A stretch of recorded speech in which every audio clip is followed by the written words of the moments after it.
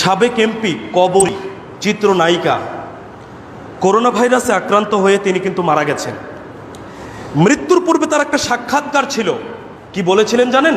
জীবনে একটা ভালো বন্ধু পেলাম না, জীবনে একটা ভালো স্বামী পেলাম না,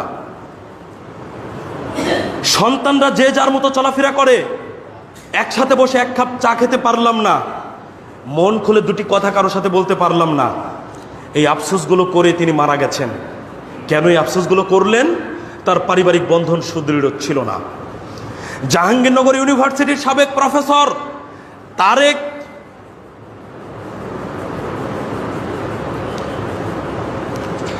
জাহাঙ্গীরনগর ইউনিভার্সিটির সাবেক প্রফেসর তারেক শামসুর রহমানের লাশ মারা গিয়েছে। পরিবারের কোনো মানুষ তার পাশে ছিল না, কোনো মানুষ জানতো না শামসুর রহমান প্রফেসর মারা গেছে। প্রশাসনের লোক এসে তার বাড়ির